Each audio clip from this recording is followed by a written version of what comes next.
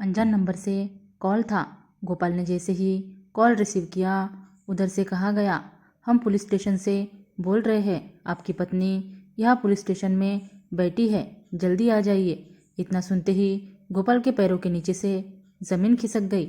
वह ऑफिस से छुट्टी लेकर पुलिस स्टेशन की तरफ दौड़ा। गोपाल ने ऑटो पकड़ने के बाद पत्नी को फ़ोन मिलाया, मगर उसका फ़ोन बिजी आ रहा था। उसे कुछ समझ में नहीं आया। अभी सुबह ही वो पत्नी को घर में भली चंगी छोड़ कर आया था। अचानक क्या हो गया, जो नौबत पुलिस तक जा पहुंची। जैसे ही वह पुलिस स्टेशन पहुंचा तो देखा गरिमा के सर पर पट्टी बंधी थी और वह गैलरी पर खड़ी फ़ोन पर बिजी थी। उसका चेहरा दूसरी तरफ था। वह गरिमा से बात करने के लिए उसकी तरफ जाने लगा तो पुलिस वाले ने उसका नाम पूछा, फिर कहा, आपको साहब अंदर बुला रहे हैं। वह ऑफिस में पहुंचा तब थानेदार ने कहा, आपकी पत्नी ने आपके माता पिता के खिलाफ मारपीट की रिपोर्ट लिखवाई है। गोपाल बोला, साहब मेरे माता पिता बिल्कुल गाय जैसे हैं, ऐसा काम वे किसी भी हालत में नहीं कर सकते। उसे देखते ही वह अपने सिर पर उंगली लगाते हुए बोली, देख लो अपने माँ बाप की करतूत, ये तो किस्मत से मैं बच गई, वरना आज तो उनका इरादा कुछ और ही था।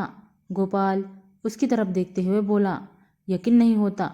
वह गुस्से में बोली, मैं जानती थी कि तुम यही कहोगे, क्योंकि वे तुम्हारे अपने जो है, मेरा क्या है, मैं तो पराई हूँ। गोपाल उसके सामने हाथ जोड़ता हुआ बोला, प्लीज़ वो रिपोर्ट उठा लो, हम घर पर चलकर बात करते हैं, वरना पुलिस मम्मी पापा को गिरफ्तार कर लेगी। गरिमा फुमकारते हुए बोली, मेरी जान पर बनाई है और तुम्हें अभी भी अपने माँ बाप की चिंता सता रही है।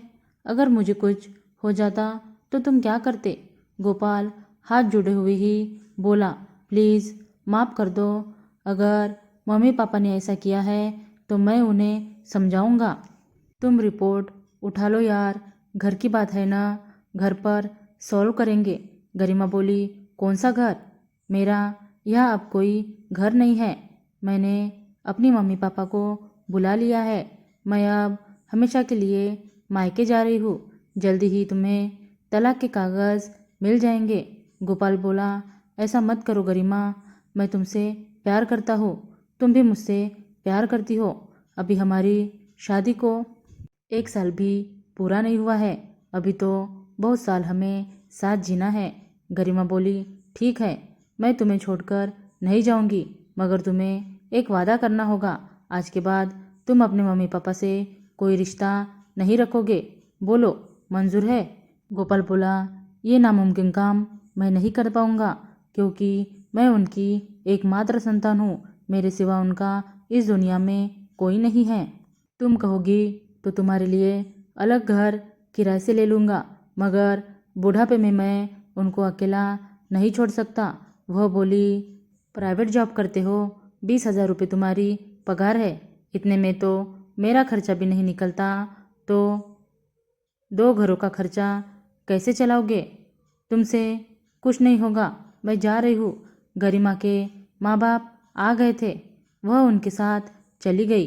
गोपाल घर पहुँचा तो उसके माता पिता ने बताया कि बहू पहले तो उनसे बहस कर रही थी, फिर जानबूझकर खुद ही अपने सिर पर चोट पहुंचाई थी, फिर उन्हें सबक सिखाने की धमकी देकर थाने चली गई थी। गोपाल का मन बेचैन था, उसे न गरिमा पर विश्वास हो रहा था, न अपने माता पिता पर। अगले दिन पुलिस उनके माता पिता को थाने ले गई। गोपाल ने बड़ी मुश्किल से उनकी जमानत करवाई।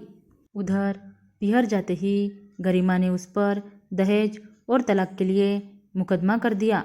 सब कुछ इतना जल्दी और अप्रत्याशित तरीके से हुआ कि गोपाल का दिमाग ही कुंठित हो गया। उसे समझ में नहीं आ रहा था कि वह क्या करे। गोपाल की माँ और गरिमा के बीच झगड़े तो होते रहते थे, मगर नौबत तलाक और मुकदमे तक पहुंच जाएगी ऐसा गोपाल ने सपने में भी नहीं सोचा था। गरिमा को तलाक लेने की इतनी जल्दी थी कि उसने गोपाल से कहा कि अब वह सारे मुकदमे वापस ले लेगी अगर वह तलाक के कागज़ों पर दस्तखत कर देगा। तो गोपाल ने मुसीबतों से बचने के लिए तलाक के कागज़ों पर दस्तखत कर दिए और गरिमा के बाकी के केस वापस ले लिए। इस तरह से दोनों अलग हो गए। गरिमा पढ़ी लिखी ग्रेजुएट थी। वह जल्द ही तलाकशुदा कोटे में आरक्षण पाकर सरकारी नौकरी लग गई। उसके सरकारी नौकरी लगते ही एक सरकारी कर्मचारी से उसकी शादी भी हो गई। जैसे ही गरिमा की सरकारी नौकरी लगी, गोपाल सारा माजरा समझ गया। एक दिन वह वहाँ जा पहुँचा जहाँ गरिमा नौकरी करती थी। जैसे ही गरिमा छुट्टी के बाद ऑफिस से बाहर निकली, वह अचानक उसके सामने आ गया और बोला, तो ये था तुम्हारा खेल। गरिमा चौंक गई, बोली, कौन सा खेल? वह बोला, तलाकशुदा कोटे में आरक्षण पाकर नौकरी में लगना। वह बोला, क्यों बकवास करते हो, जाओ यहाँ से। अब मैं तुम्हारी पत्नी नहीं हूँ, हमारा तलाक हो चुका है और मैंने दूसरी शादी कर ली है। गोपाल बोला, तभी तो पूछ रहा हूँ तुमसे, मुझे मोहरा क्यों बनाया? तुम्हें नौकरी में लगना था तो लग जाती, मेरे साथ खेल क्यों खेला? गरिमा अपनी औकात में आते हुए बोली, इसलिए क्योंकि मैं पढ़ाई में इतनी ज़्यादा होशियार नहीं थी। बिना आरक्षण के नौकरी में लगना नामुमकिन था। गोपाल बोला, तुम्हें पता है मेरी ज़िंदगी तो तबाह हो गई। गरिमा बोली, मैंने तुम्हारा क्या नुकसान किया? ना तुमसे कोई भरण पोषण के लिए हर्जाना लिया, ना ही कोई केस तुम पर पेंडिंग छोड़ा, ना मैंने किसी कानून का उल्लंघन किया। जीवन साथी पसंद न आए तो तलाक लेने का मुझे हक है और फिर तलाकशुदा कोटे में से आरक्षण लेने का भी हक है।